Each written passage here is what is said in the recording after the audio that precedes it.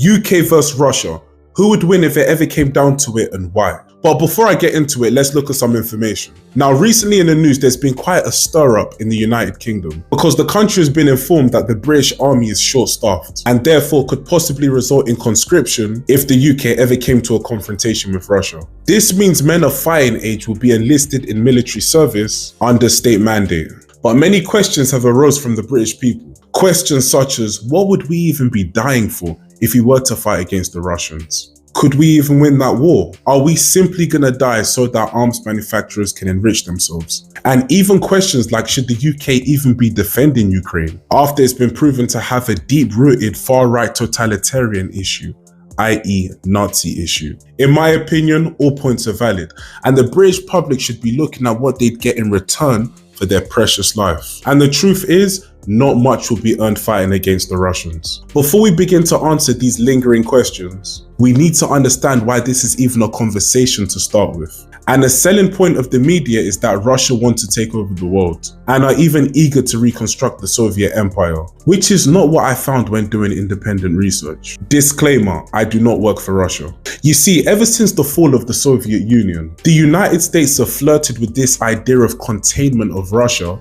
to stop them from being a threat that they once were. In February 1990, then Secretary of State James Baker had made a promise to then Gorbachev that NATO would not expand an inch to the east. And ever since that promise was made, NATO have found themselves edging closer to the Russian Federation, whereby Russia looked at this as a security threat and a break of a promise that was once made to them to ensure Russian safety and security. So it's fair to say that tensions have been rising for a few decades as it relates to the West and Russia, not only because of the NATO expansion, but also other political factors that have occurred post-Soviet Union. Now remember, this video is about the UK and its potential confrontation with Russia, and not relations between Russia and the West, but I needed to provide some historical context so that we have a rough starting point of where this all began. So let's fast forward to present day, and Russia and Ukraine are involved in military conflict that has proceeded for about 2 years now, at the time of me recording this video, which is February 2024. Point number one,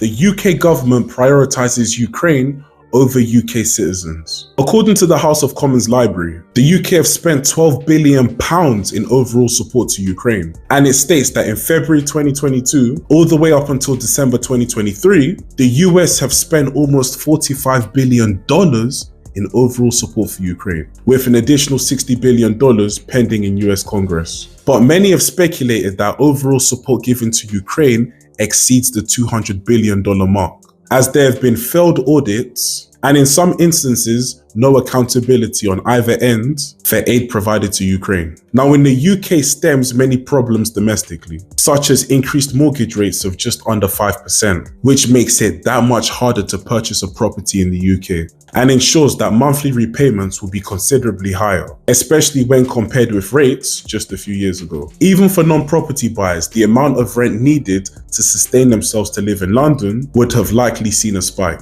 This is much known as the cost of living crisis in the UK. Listen to what Keir Starmer had to say about the living crisis. They have forfeited the right to be lecturing others about the economy. Somebody coming off a fixed-rate mortgage is going to be paying an average of £240 more each and every month. A constant reminder that working people are paying the price for the damage that they've done to the economy. He told me that his mortgage is going up by a staggering £1,000 a month, Prime Minister. He doesn't want other averages, other people, other stories. That's what's happening to him. If the member for Mid Norfolk on £120,000 can't afford this Tory government, how on earth can people like Phil? NHS staff have not seen an increased amount of pay for the longest time now. According to the Big Issue, NHS staff salary in the UK rank poorly amongst other European nations. In addition, when salaries compared with the US or Canada, the average UK salary looks even more appalling. Transport for London staff have had to go on several strikes in recent years, simply just to increase their payment package for labour carried out. However, government have continued to ignore the requests for Transport for London workers and don't see an increased pay of public sector workers as important enough, which has led public sector workers to feel abandoned and even neglected by the government for such crucial jobs which keep the London economy rolling. In the UK and its capital, crime has increased, whereby knife crime is running rampant, violence is on a steady increase, theft is increasing, and the public do not feel safe whilst going about their daily activities. So I think it's fair to ask, where's the care for the general British public as it relates to public safety and security? In addition, where's the economic incentive of the everyday working Brit as it relates to wages and ownership of property? The UK government seems to be more concerned with sending additional absurd amounts to Ukraine, when the funds could be better allocated to the everyday Brit, ensuring a better life in the UK, including wealth, prosperity and safety. So to conclude on the first point, the UK government is more loyal to foreign powers and seem to ignore the everyday struggle of the British public. So would that be worth dying in a war for a disloyal government that puts foreign interests above domestic interests? I don't think so. Point number 2, the UK and US have escalated the conflict whereby Russia have not.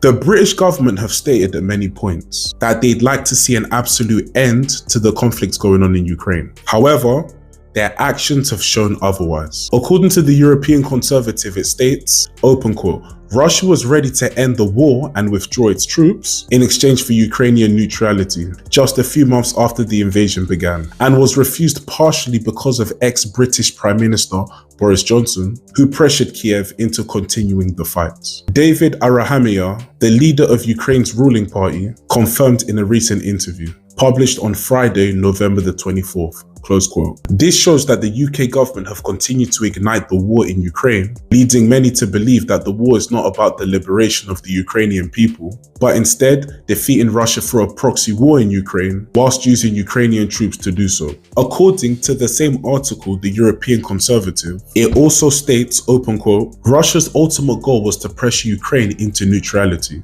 Arahamia explained, adding that all other requests, like the elusive denazification, were essentially empty cosmetics, and neutrality would have been enough for Russia to agree to withdraw beyond the February 24th front lines, close quote. So regardless of what mainstream media say, it's clear as day that Russia has pushed for neutrality, but the UK alongside the US were adamant to carry on the conflict. Nord Stream 1 and 2 pipelines was mysteriously sabotaged in September 2022, which was 7 months after the Russian special military operation. The pipeline ensured that cheap liquefied natural gas was transported from Russia to Germany via the Baltic Sea. The US government had this to say as tensions were rising before the conflict proceeded.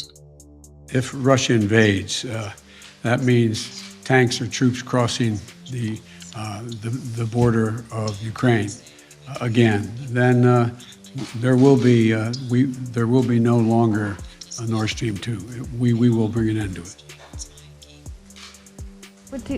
How will you do that exactly, since the project and control of the project is within Germany's control? We will, I promise you, we'll be able to do it. So to conclude the second point, regardless of what you think about Russia, they have tried to ensure that Ukraine remains neutral and have even tried to come to an agreement that will benefit both parties. But whilst doing so, it seems as if the UK alongside the US have different desires for the region. Would this be worth British lives being lost against Russia, knowing that the UK government alongside the US were actively sabotaging peace in that region? I think not. And I also think that the Brits will be on the wrong side of history if the war was ever to proceed. Point number 3, corruption in Ukraine and no democracy. Many have pointed to corruption in Ukraine and even worry that funds being received by Ukraine are not properly allocated to the effort against Russia, but instead funds seem to be going into the pockets of government officials in Ukraine. In fact, at this time of recording, February 2024, a new corruption case has surfaced, and report states, open quote, Ukraine Security Service said it has uncovered corruption in an arms purchase by the military, worth about $40 million, which is approximately £31 million. Close quote. Figures of corruption in Ukraine should be taken with a pinch of salt, because throughout the conflict there have been many grey areas, failed audits in weapons and aid given to Ukraine, and in some instances, no accountability for fund allocations. i.e., in January 2024, a new report stated that the US failed to track $1 billion in military gear given to Ukraine. Now let's move on to democracy in Ukraine. Ukraine have made it clear that they have no interest in holding presidential elections and have stated that they need to focus on the current conflict with Russia and worry about elections later. According to the BBC, it states, open quote, all elections, including presidential ones, are prohibited under the country's current martial law, imposed after Russia launched its full-scale invasion in February 2022, close quote. This shows that Ukraine are not adhering to democratic principles and are not favoring the will and wants of the everyday Ukrainian. Regardless of what you may think about the authenticity of Russian elections, they are still proceeding. So again, I ask the question, would this be worth British lives? Of course not. The mainstream media claiming that the fight will be for freedom against an imperialist Russia is just false, especially when you compare it to current day Ukraine and see that democracy is not being honored and the Ukrainian people don't have an option to opt out of their current government. In the Second World War, the British went to fight for a real cause against Nazi Germany and understood that Germany had to be defeated in order to free the world of a totalitarian dictatorship regime. I don't think anyone could argue of who was on the right side of history. But moving on to present day, I don't see why the British should engage in a conflict with Russia, especially when you look at all the points mentioned in this video and see that Russia at almost every stage was trying to find a resolution for their concerns, which is absolutely reasonable.